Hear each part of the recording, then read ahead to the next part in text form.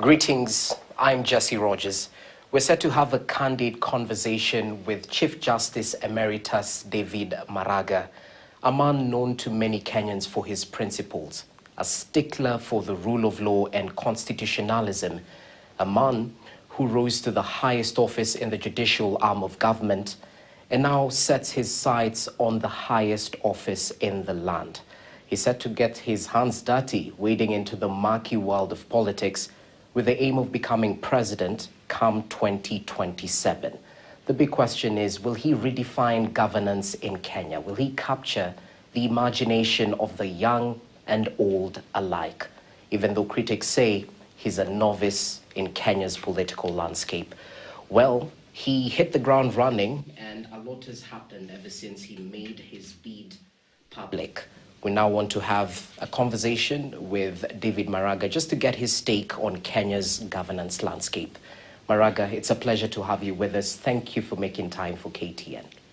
Thank you very much, Jesse, for the opportunity. I'm happy to be with you. Looking forward to this conversation. And perhaps we can start with the very latest, because it seems President William Ruto has got a nudge on the shoulder when it comes to his statements on the war on corruption in the country. Just to give background for the sake of our audience, the president has formed an anti-corruption agency just recently and enacted a Conflict of Interest Act. Now, this anti-graft body has been suspended at the High Court due to queries raised by petitioners over its legality and matters to do with conflict of interest. So let's start with the new legislation and this new anti-graft body.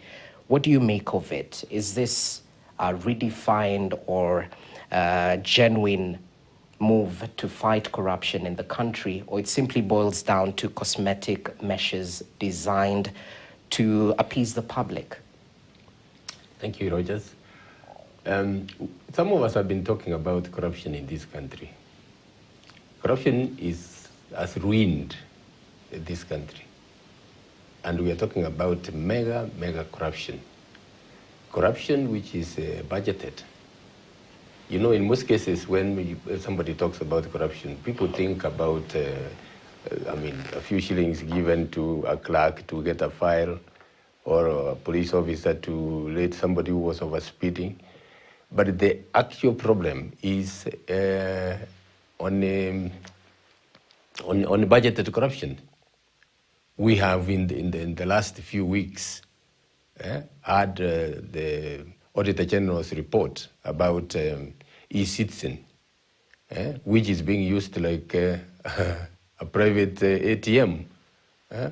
Public funds getting their way to private accounts.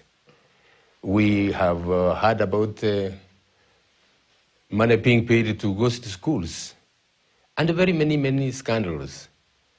The president himself now comes and actually confirms all that. He says some members of parliament are demanding money from the executive.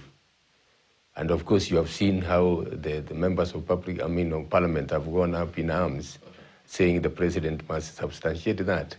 So we are keen to see that happen. We are keen to know who are these members of parliament who are demanding millions. We are particularly keen to know from whom they were demanding the millions. In fact, the president said the money was given, and he was asking the members of parliament whether they received it. Are you seeing the point? Meaning the money had already been given. Which is this government department that gave money to members of parliament? The public, I'm particularly keen to know that. Uh-huh. Now, the setting up of multi-agency task force, that is cosmetic. That's a PR exercise. In fact, it's a deception. It's just woodwinking the Kenyans. Uh-huh. We have established machinery to deal with corruption. We have institutions which have been given constitutional mandate to deal with corruption. All that is required is to enable those institutions to carry out their mandate. Now, if this agency is allowed to operate, it means EACC, for example, will hold back and say, look, you can't have somebody subjected to two institutions or to two bodies working on the same point. So I was not surprised. In fact, I had even spoken like the day before yesterday, that I would not be surprised if somebody goes to court and this is stopped. So, the corruption must be fought and be fought in the way that is established by the Constitution, so that Kenyans can have their public funds directed to the areas where they are supposed to be spent on. And you raised that issue about Parliament and the President's allegations. And I'm pretty sure you can relate to this blame game, because when you were the head of the judiciary, the former president alleged that the judiciary is the weakest link in the fight against graft, a statement you condemned, saying that the judiciary is being judged unfairly. So there's no basis in terms of evidence that has been given. It's a blanket condemnation centered towards Parliament, similarly to when former President Uhuru Kenyatta pointed a blaming finger to the judiciary. How best do we ascertain some of these statements by the head of state, who says he's a consumer of raw intelligence and he knows? So how best to ascertain such claims? Exactly. The president should tell the EACC the source of this information. EACC knows if it is intelligence information, they will have a lead and they will carry out investigations. As you have rightly put it, when I was in the office, this blame game was there. And you remember there was a conference held at the Bomas of Kenya, and where I was put to task. And I challenged them. They could not answer. I challenged them, they could not answer. The fight against corruption must be concerted, must be coordinated and done in a proper manner. During that time, I remember vividly, I told the DPP then that it was a joke. It was like a joke. How do you charge 30 people in one case of corruption? You know 30 people with 30 lawyers, for example. Will that case ever end? If one lawyer is sick, the case cannot proceed. If one accused person is sick, the case cannot proceed because you will not go on with the case in the absence of somebody. Those are the kind of gimmicks they play when they are supposed to fight corruption. And it is all sometimes boils down to a public PRE exercise. So the corruption is not going to be fought by task forces.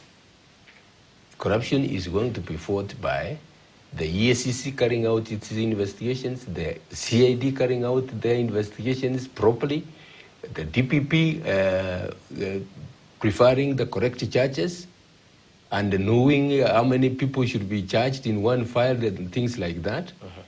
And of course, evidence produced before court. You know, one other thing, quite a number of people, the public sometimes is, especially the gullible public, think that it is the court which has let somebody out.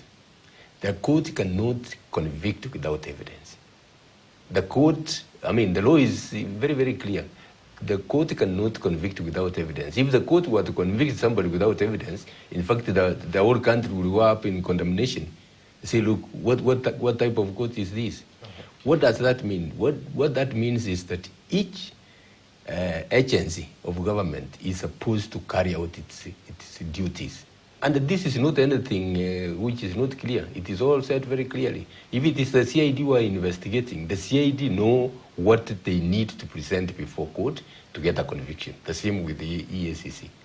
So let us leave the institutions that have been set by state, by the Constitution, to do their work. Let them be facilitated. Quite a number of them, if you speak or if you hear when they are making their reports, they are handicapped by various things. They are not properly funded. They are not allowed, they don't have enough manpower. And in most of those cases, that is deliberate to weaken them so that the fight is not fought.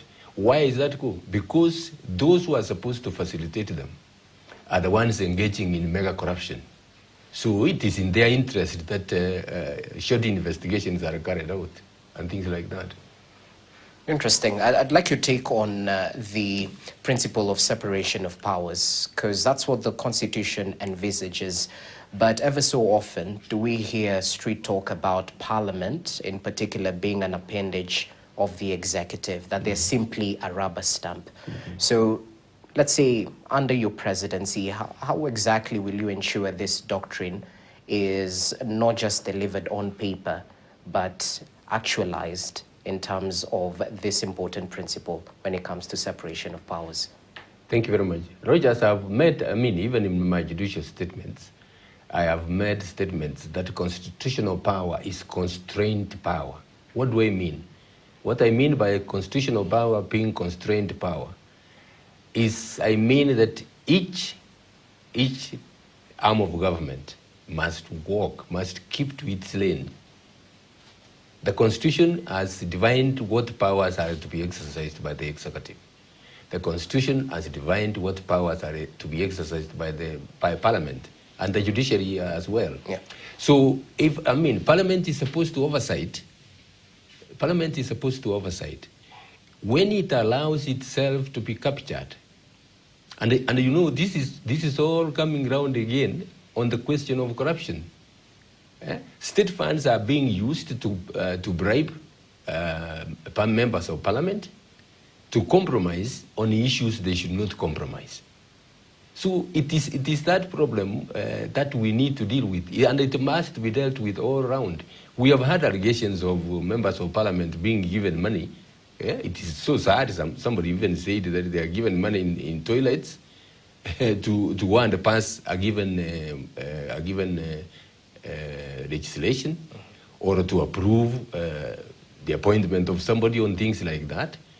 That's extremely sad. That's extremely sad. This is all because the executive has captured Parliament. Parliament, it's a shame that Parliament has allowed itself to be captured. During my presidency, I will not interfere with any arm of government. I will not interfere with any department of government. All I will do is to demand accountability. Ask every arm of government to play its role. If members, departments which fall under the executive, which I will be oversighting directly, I will demand accountability. But let them work. That's the way it should be.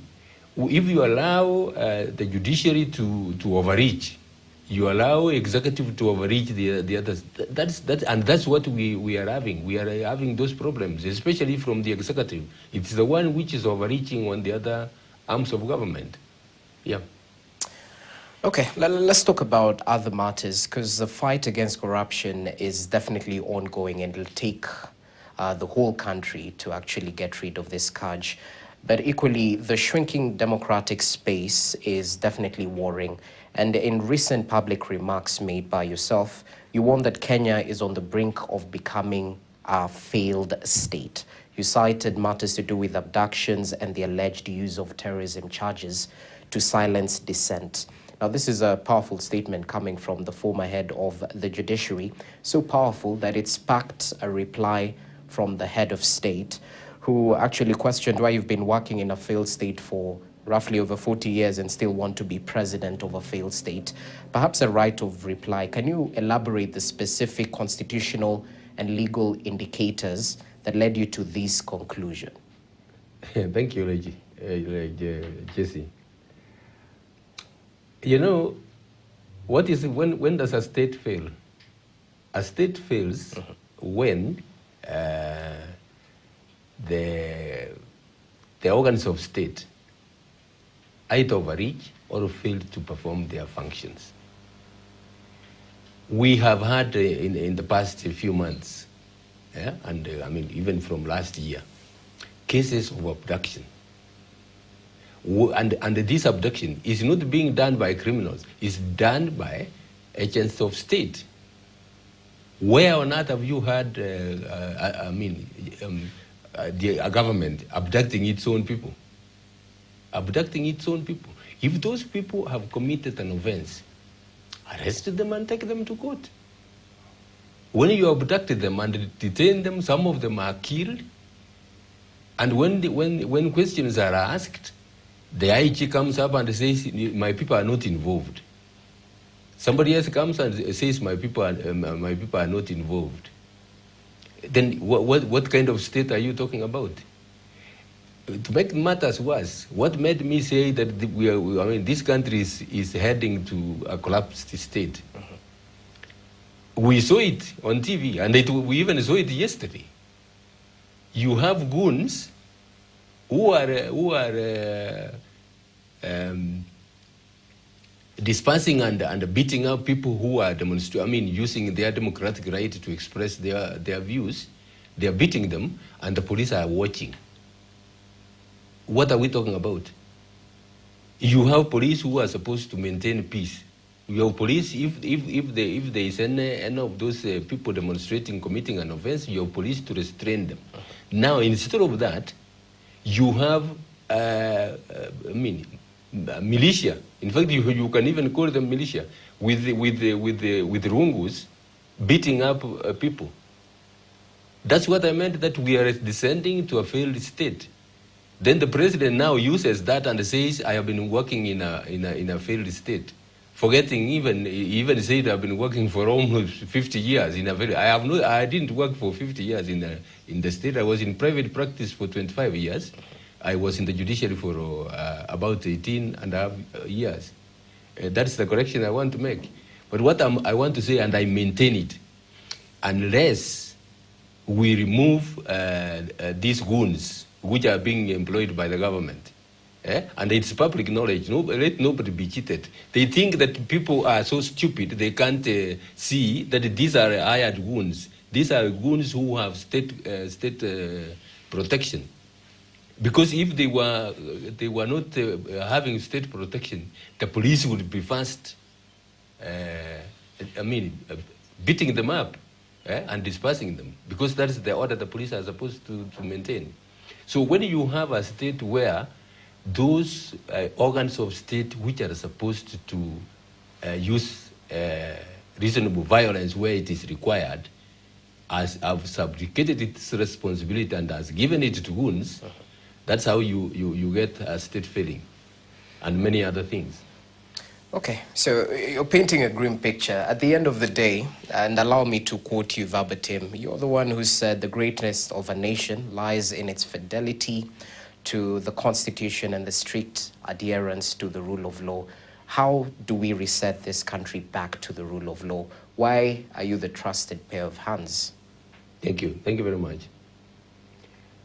My record shows that wherever I've been given an opportunity, I have applied the law.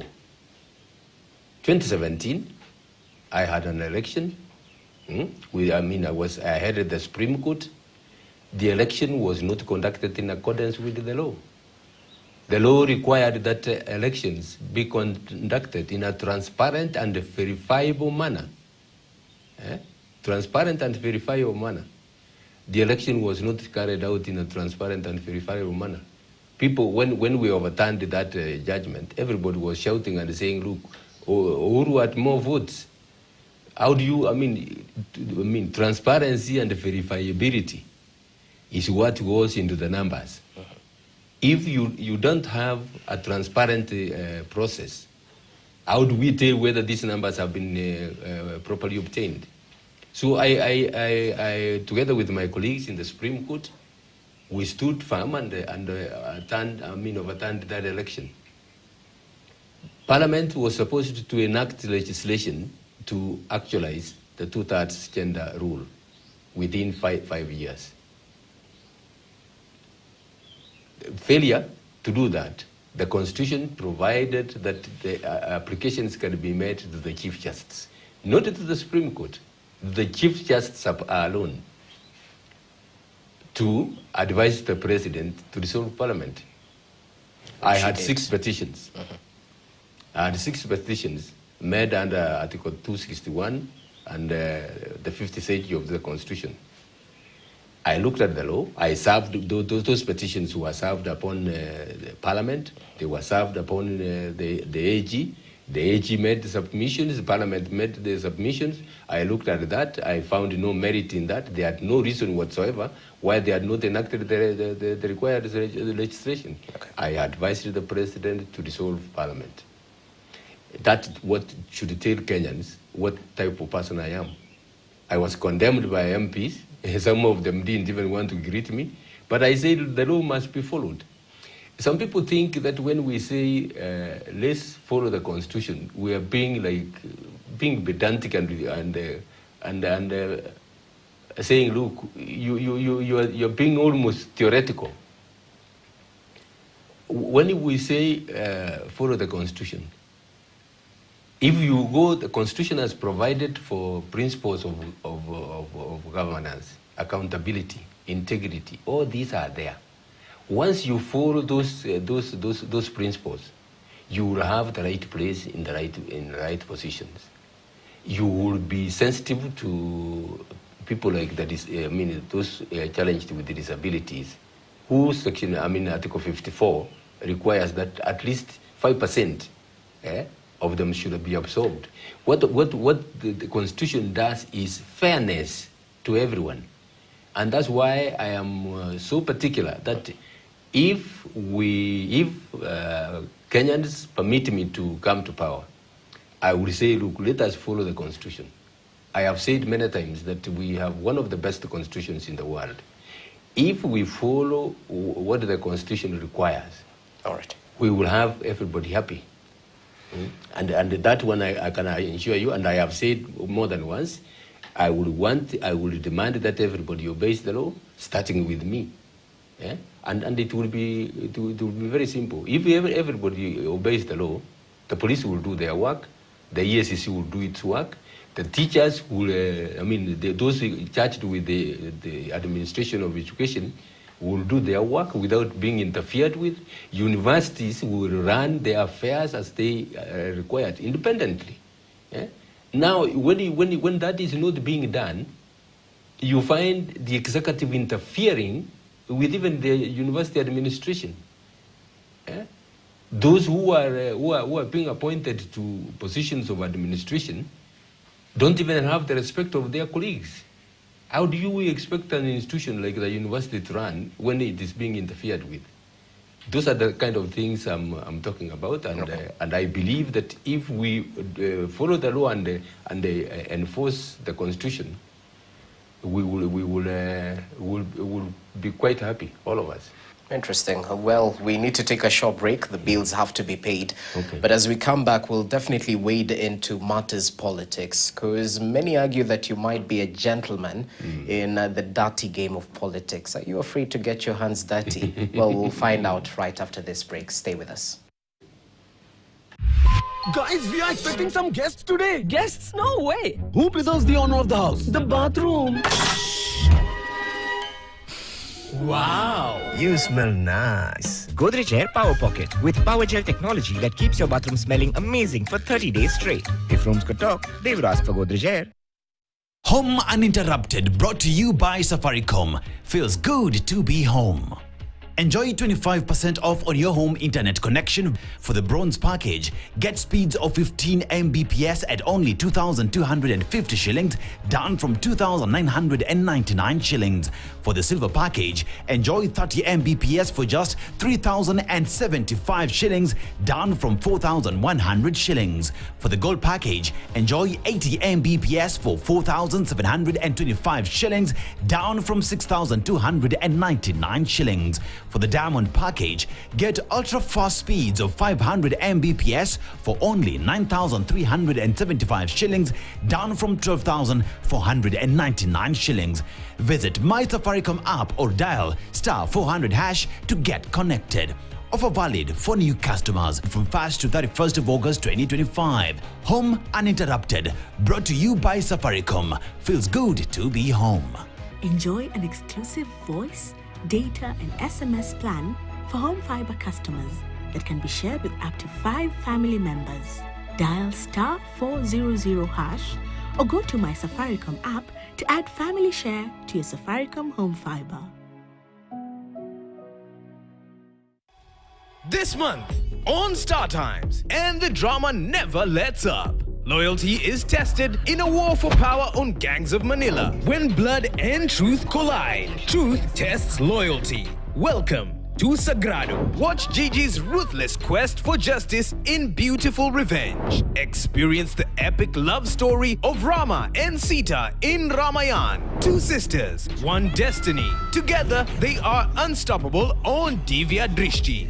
Renew your subscription for 2 months on your current bouquet and we'll upgrade you to the next high bouquet absolutely free for 2 months. Don't miss a single heartbeat. Stream all your favorite channels and shows on Star Times on. Star Times. Enjoy digital life. The taste of life is here.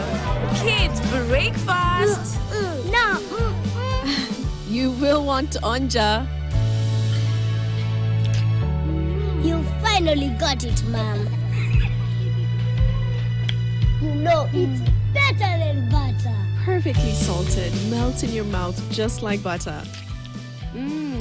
It's better than butter. Onja margarine from Pwani Oil. One day, while teaching an oral health care class, I saw a little boy who kept covering his mouth. It turns out he had lost some of his teeth and he felt embarrassed. Now, as a hygienist, a child's smile means everything to me. Every child has a right to smile, and a beautiful smile is a healthy smile, and nothing should ever get in the way of that. Cheeky these Uber Boda softies who forgot how to bargain. Me, I get the same price by just talking. Okay, just an extra 100. Maybe 150. Next time, no need to bargain, bana. Uber Boda, everything Uber, now on 2 wheels. Deals kibao kila wiki na Carrefour. Enjoy fresh chicken thigh quarter at 449 shillings. Onion bread at 85 shillings. KCC Gold Crown milk 500 ml at 44 shillings. Seal Pishori rice 5 kg at 985 shillings. And LG washing machine 8 kg at 69,995 shillings. Deals kibao kila wiki na Carrefour.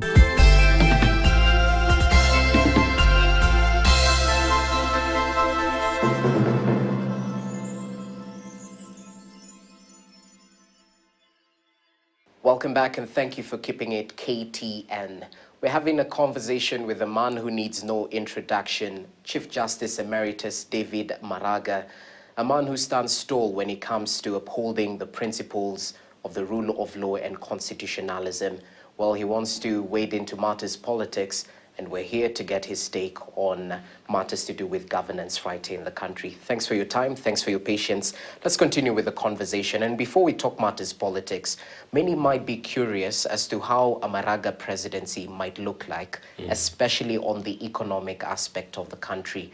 When we talk about how we're in a debt hole, how majority of the money collected from taxpayers generally goes to recurrent expenditure and paying debts. We're left with so little in terms of development, and that's why perhaps the government looks internally and externally in order to perhaps increase the money they have when it comes to development and whatnot.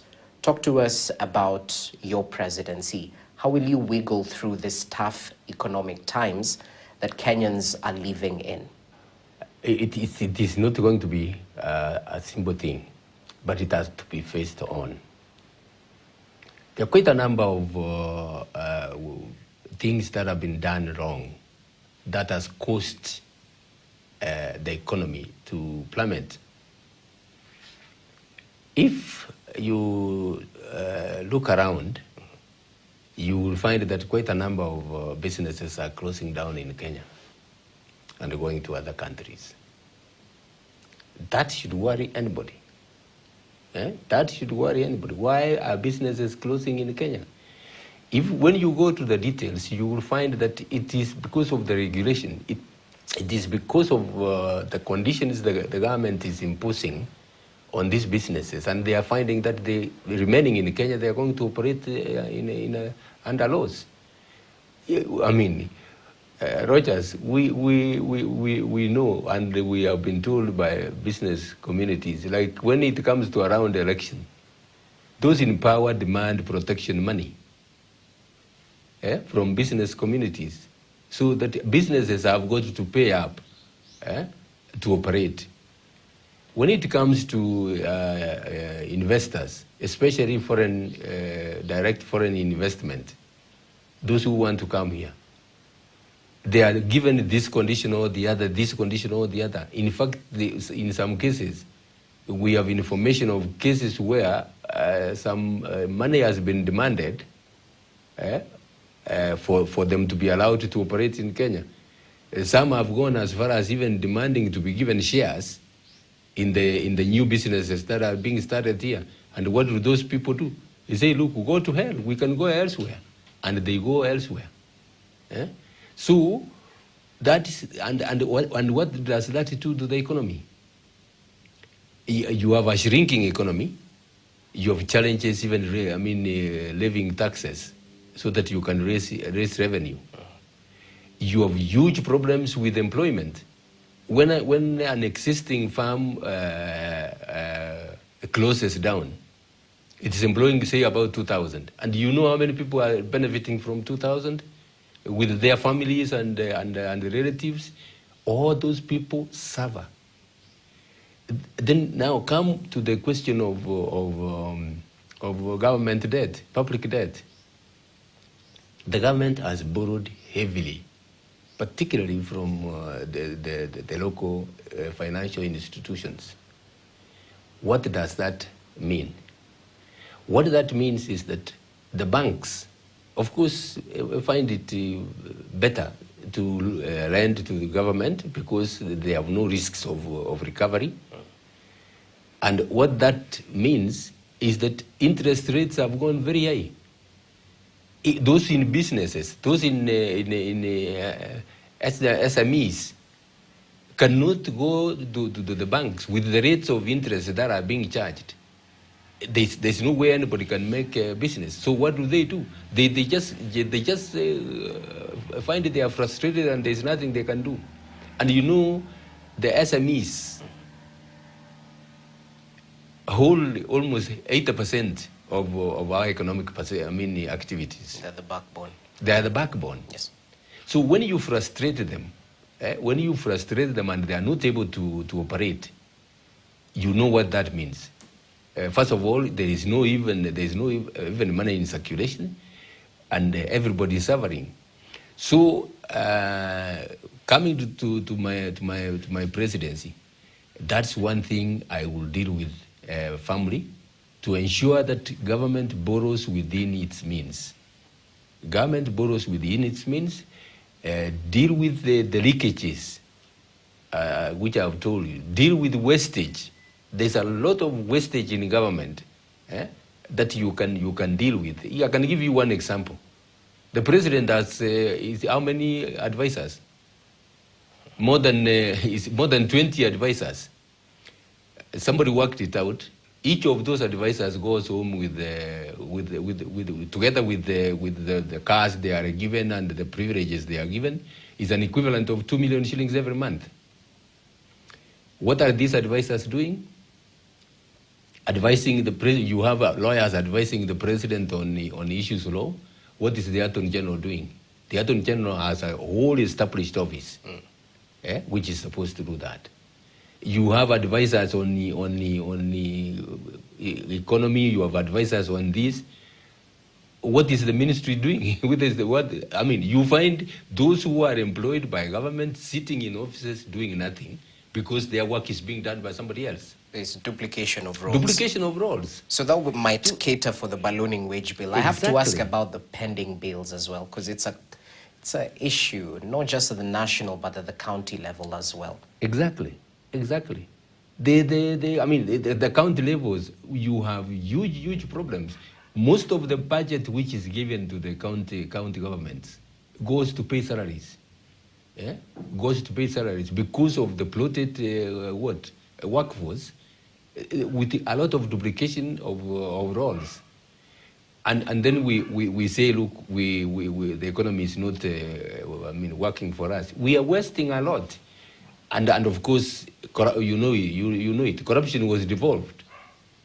It is even worse in the county governments, and you have all those problems. So unless we put our act together, Kenya is not a poor country. Let me tell you, comparatively, Kenya is not a poor country. We saw when the economy was doing very well. I mean, even our neighbors were envying us. But slowly, let me tell you, slowly, we are losing that prestigious position we have held in the past. We need to get our act together, stop this wastage, redirect the funds that are required. Yesterday, I was in a forum where we were discussing about matters of education and the problems that are there in education. What came out is shocking. A lot of money is wasted. It doesn't. The money which is budgeted to go to schools to go for capitation is diverted, and it doesn't reach the schools. As a result, the parents are now left to shoulder levies that they are not supposed to shoulder. And you are talking about giving free education. You tell people you are giving free education, you are doing this, and yet the capitation cannot enable the schools to run. Okay. And the budget, when it is done, and if it is properly spent, it will relieve the parents the burdens that has been placed on their shoulders. Let's talk politics right now, and perhaps this is a common narrative, Emeritus. Many Kenyans might question your political track record. Mm-hmm. This is your first stab at the presidency, mm-hmm. and as it's commonly said, politics is a game of numbers. That you might, when you enter politics, you should have a political base. So I guess the question would be, what's your political base right now? What defines your politics? What exactly will you build this campaign on? Thank you very much. I've even been asked that question. Some have said, what is your philosophy? Uh-huh. And those asking those questions want me to say I am a social democrat, I am a liberal, I am a communist or something like that. All right, yes. If you ask me, my philosophy is ukatiba, following the constitution. And as I've said, I can cite very, very many articles that if they are implemented, they will show you that you will provide for socioeconomic rights, you will provide for education, you will provide for health care, and you will see. So my philosophy is ukatiba. My philosophy is that one of making sure that we mind the welfare of our people. Utu. The South Africans call it Ubuntu. Minding the welfare. When you have sick people, when somebody requires dialysis and they can't get it because he has no money, what are you talking about? We are not mindful of other people. So if we implement the constitution and make sure that we seal the leakages, these people will get that. Now, you asked about the political base. The political base. It's a game of numbers at the end of the day. It's a game of numbers. Yeah. Some people are saying, look, I should go to Kisii and Nyamira and get the support of those people. That's one of the things that I'm going to fight. This ethnic balkanization is what is creating huge problems. People are being elected on the basis of their ethnicity. And at the end of the day, if you are electing somebody on the basis of your ethnicity, issues like competence, issues like leadership qualities, issues like what the development agenda one has in mind are not considered.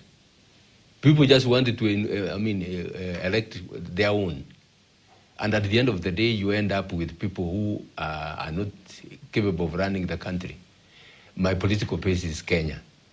I am going to appeal to Kenyans to elect me president. Do you think Kenyans are ready for issue-based politics? Yes, they are ready for issue-based politics. I have spoken to quite a number of professionals, Roger. They are tired. They are tired of this ethnic balkanization. They want a system that runs and serves everyone. Because, if you have your tribesman who is going to mind about stealing and enabling those around him to steal, the rest of the ethnic community remain where they are. In fact, they get into worse positions. So my base is going to be Kenya, and I'm going to appeal to Kenyans to put aside that a time has come. A time has come. I call it a critical juncture in the history of our country, that we should say, no, we can't have this anymore. Let us elect people on their track record. Let us elect people on their competence to serve the whole nation. Somebody who is going to serve the whole nation. If I'm elected, I come from the Kisii community. The Kisii community alone can't elect me to parliament, to presidency. I will need the support of the entire country. When it comes to forming government, the constitution, it says exactly what should be done. Competency, regional balance. Yeah. You have everybody on board, and we will run the country properly. I want us to get back to where the aspirations of the Kenyan people in the constitution are, and we will have fairness. Once you implement the constitution, once you stand firm and say, let this be done, okay, it will be fairness to everyone. I have to ask this because being a gentleman in the world of politics is a double-edged sword. It can cut both ways. So at the end of the day, when things get murky, are you ready to get your hands dirty, or will you rise above the slander and the political rhetoric, which is the current nature of Kenyan politics? He fires words at me, I fire salvos back, and let the public be the judge of it. How will you conduct your politics, sir? Thank you, Rogers. There are sometimes when people are mistaken. Somebody who is, for example, soft-spoken, some people think he's not competent. It is not the noise. It is not the rhetoric that makes a leader. A leader is, in my own assessment, a leader is somebody who is focused, who knows what to do, who is capable of taking firm decisions even when they are unpopular, and saying, let the right thing be done. You have said about going to the murky waters. We will go there. We will go there. Those who will throw salvos against us, we will repulse them. We will repulse them. But there is one thing I want you to understand, and I want the Kenyans to understand. I am not going to abuse those who are abusing me and using vulgar language. That's beneath me. That I can tell you. But I will not stand idle. I will deal with those people. In fact, if you point their weaknesses, you have dealt with them. But standing up and saying this man is this or that, using vulgar language, that is not the kind of language a leader should employ. Even from those campaigns. Okay. People are supposed to see a leader in you. But when you descend to that level, it should tell the public who you are. You'll be stooping to their level. Exactly. Are you your own man? Sorry to ask this, because I'm pretty sure you've seen some of these comments, and they're not just centered on yourself, perhaps other presidential aspirants as well. The project tag. are you your own man? Is there someone behind the presidency, your candidacy for president come 2027? Roger. Yes. Thank you very much for asking that question. I've been asked many, many times. I was warned that when you go into politics, they will look for everything and anything to smear your reputation. True. That is one tag that has come. I want to tell Kenyans that I'm nobody's project and I will never be anybody's project. Look at my record. Roger, what does it mean to be a project? What it means to be a project is that you are compromised. You are given money. Really, at my age, to be given money? Whose rights have I trampled upon? I have not abducted any Kenyans. I have not killed any Kenyan. Eh? Well, how can I, at my age now, descend to that level? And that's what I'm telling you that we are fighting. Compromise. Compromise. I cannot be saying I am going to fight corruption when I am myself the project of corruption. Who is that who has bought me? Who is that? Why haven't I allowed myself to be bought? You want to tell me that in 2017 Kenyatta couldn't buy me if he wanted to buy me?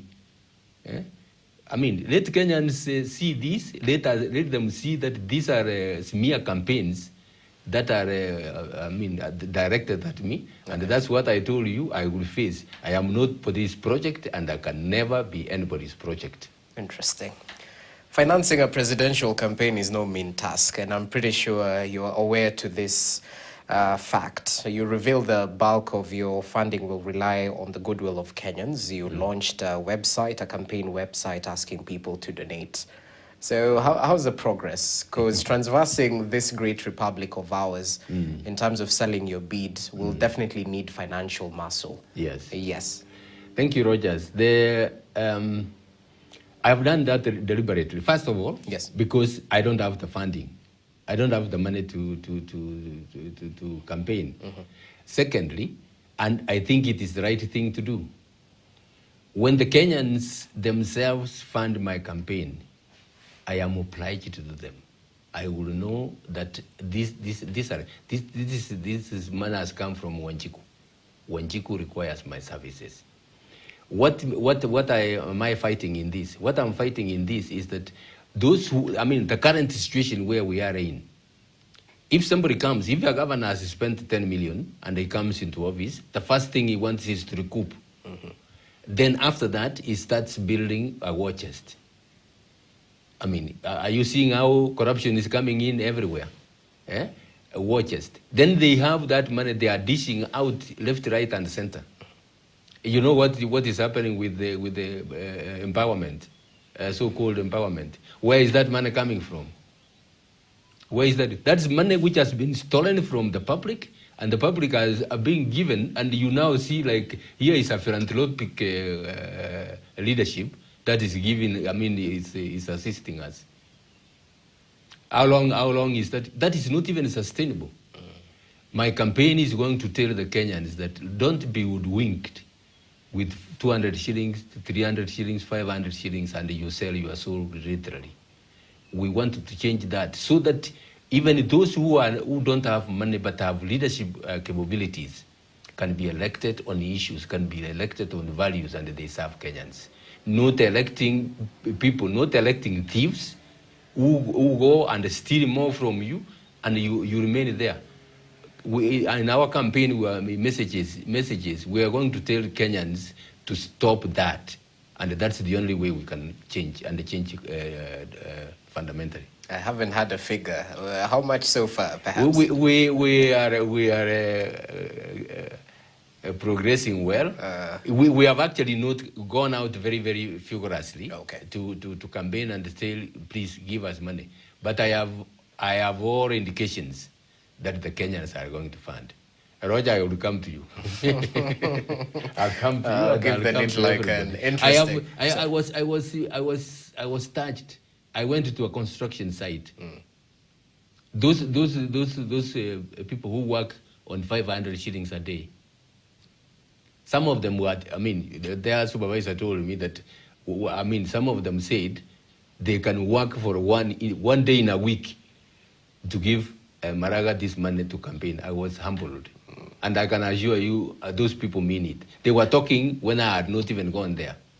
They were talking about politics, especially when I declared. I trust they are going to do that. And we don't need very much, a lot of money. 100 shillings from somebody, 50, 10, we will have enough. Why? All I need is money for logistics, for campaign. I am not asking for money to go and bribe voters to vote for me.